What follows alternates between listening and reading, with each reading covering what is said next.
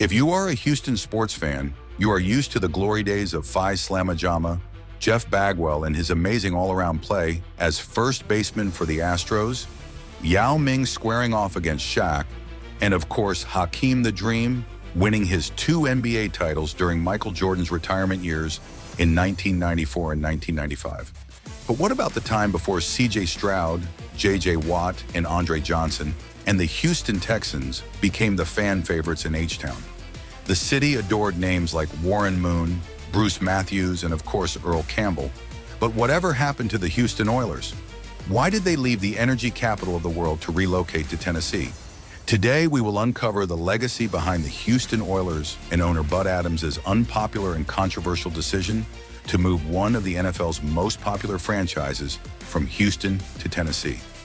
So grab your Stetson, buckle up, and let's take a trip down memory lane to relive the rise and fall of the Houston Oilers. The story of the Houston Oilers is a wild ride through the heart of football history, a tale full of glory, heartbreak, and a fan base that remains loyal even long after the team left Houston. From their earliest days as part of the upstart American Football League, or AFL, to their dramatic departure in the late 1990s, the Oilers were more than just a team. They were a symbol of grit, determination, and an undeniable Texas spirit. The Houston Oilers were born in 1960, one of the 8 original franchises of the AFL. This new league was out to challenge the NFL, and the Oilers were ready to take up the fight. The team was owned by a wildcat oil man named Bud Adams, a man with big dreams and even bigger ambitions. Adams, who made his fortune in oil, saw his opportunity to choose a name that reflected the city's in Texas's significant ties to the oil industry. He decided to choose a name that would resonate with the city's economic identity and its connection to the petroleum sector. In choosing Oilers as the team name, Adams hoped to create a brand that represented Houston's industrial prowess and that Texans could relate to, given the region's long-standing relationship with oil exploration and production.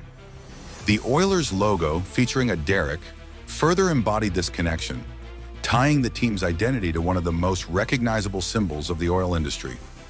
New owner Bud Adams loved football, but he wasn't just in it for the thrill. He was a visionary. He had a dream to bring professional football to Houston, a city that had yet to establish itself on the national sports stage. The people of Houston deserve professional football, and we're going to give it to them, Adams said. He did. The Oilers were an immediate success, capturing the hearts of local fans and bringing home championships in their first 2 seasons. Yes, you heard that right, championships. The Oilers won the AFL title in 1960 and 1961, becoming the first true dynasty of the new league. Under the leadership of head coach Lou Remkus in 1960 and Wally Lem in 1961, and with the incredible play of quarterback George Blanda, the Oilers quickly became a powerhouse. Blanda, who had been cast aside by the NFL's Chicago Bears, found new life in Houston and became a legend in the process. His arm, and his leg, as he also served as the team's kicker, led the Oilers to victories that thrilled fans and set the stage for what seemed to be an endless run of success. But football, much like life, is rarely predictable. After their back-to-back championships in 1960 and 1961, the Oilers hit a rough patch. The AFL became more competitive, and the team struggled to maintain its early dominance. From 1962 to 1966, they made it to the AFL championship game 3 more times, but fell short on each occasion. In the meantime, the rivalry with the Dallas Texans, who would later become the Kansas City Chiefs, became one of the most intense in the league. Yeah, you heard that right. The Chiefs used to be called the Dallas Texans. Let us know in the comments section below if you want to hear the incredible story of the Dallas Texans, Kansas City Chiefs franchise.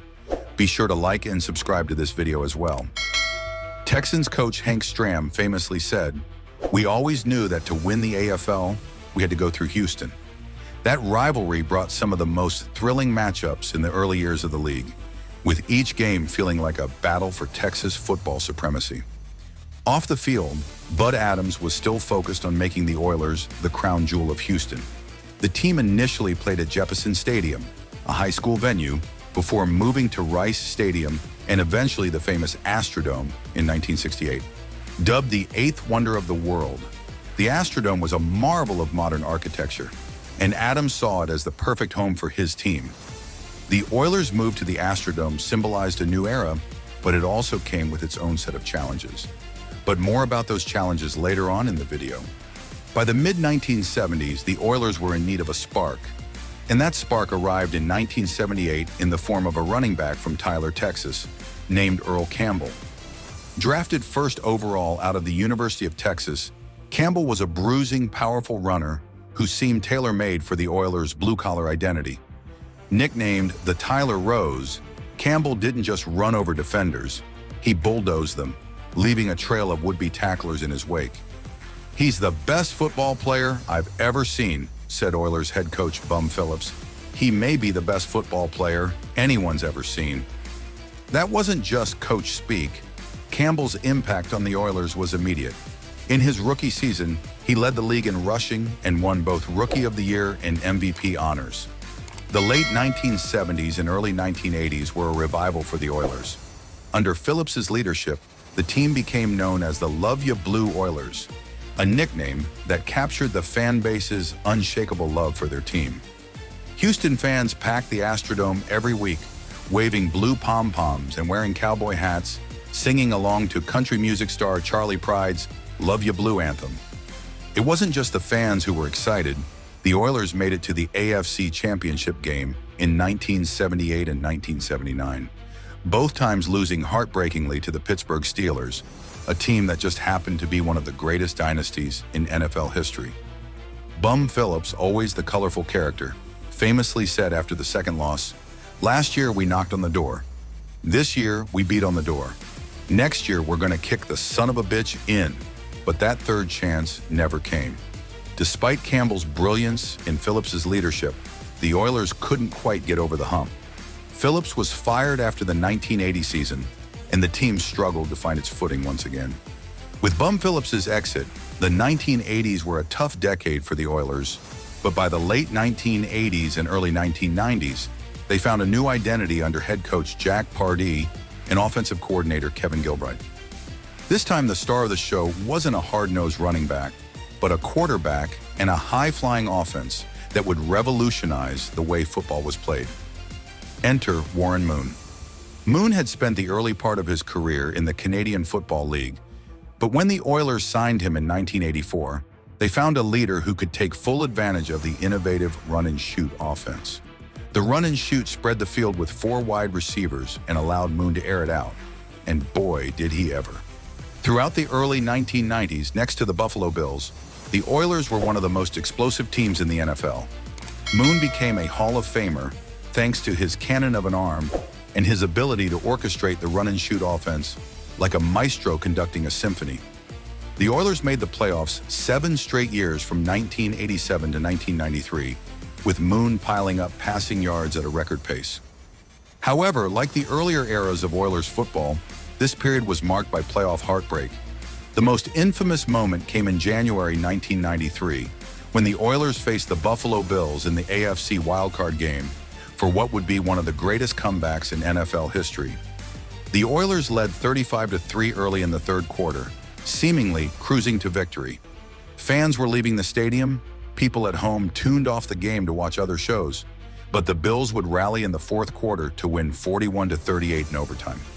That game, known as the comeback, still stings for Oilers fans today. By the mid-1990s, despite the success on the field, the Oilers were struggling off of it. Attendance was down, and the team's home venue, the Astrodome, was aging and lacked many of the modern amenities and features that other NFL teams were beginning to enjoy. Bud Adams, always the businessman, wanted a new stadium to replace the aging Astrodome. He repeatedly pushed for a new, state-of-the-art stadium to replace the Astrodome, believing that updated facilities would not only enhance the fan experience, but also help the team stay competitive financially. However, Houston city officials and voters were reluctant to fund a new stadium with taxpayer money, leading to a series of stalled discussions and ultimately, Adams' decision to relocate the team. Adams announced the Oilers' move to Tennessee in 1995, with the team officially relocating in 1997 and initially playing as the Tennessee Oilers. They would later rebrand as the Tennessee Titans in 1999 after moving to the newly built Adelphia Coliseum, now Nissan Stadium, in Nashville. Adams cited the financial viability of the move, the willingness of Tennessee officials to build a new stadium, and his desire to bring his team into a facility that reflected modern NFL standards as the primary motivations behind his decision. The move sparked a wave of anger and disappointment among Houston Oilers fans. Many felt blindsided, believing the team's deep connection to the city, symbolized by the Love Ya Blue era with Earl Campbell and Bum Phillips, would keep it rooted in Houston. Fans had rallied behind the team for decades, and the Oilers' storied history and strong Texas identity made the news even harder to accept. At the final Houston Oilers home game in 1996, fans filled the Astrodome holding signs reading, "Please don't go," and "Love Ya Blue forever," capturing the mixture of sadness and betrayal felt by much of the fan base. Some fans wore shirts and brought banners condemning Bud Adams, holding him responsible for taking away a team they considered part of Houston's heart and soul. Others vowed they would never support the relocated team, feeling abandoned by the organization they had once fervently supported. The Oilers played their final game in Houston in 1996, and in 1997, they officially became the Tennessee Oilers. 2 years later, the team rebranded as the Tennessee Titans. The Oilers name was retired, and with it, a chapter of Houston sports history closed. The Oilers' departure left a void in Houston's sports scene that wouldn't be filled until 2002, when the NFL awarded the city a new franchise, the Houston Texans. However, for many fans, the legacy of the Oilers remained strong, and their loyalty endured, with some still wearing Oilers gear and commemorating the team's history, long after they became the Tennessee Titans. But the legacy of the Oilers lives on. Whether it's the memories of Earl Campbell breaking tackles, Warren Moon slinging the ball downfield, or the blue pom-poms of Love Ya Blue waving in the Astrodome, the Oilers remain an unforgettable part of NFL history. Even today, the Oilers' iconic powder blue uniforms are beloved by football fans, and the passion of the Houston Oilers faithful live on in the hearts of those who experience the highs and lows of that remarkable team. The Oilers may be gone, but their story will always be remembered, because when it comes to football and life, it's all about the ride. Thanks for watching.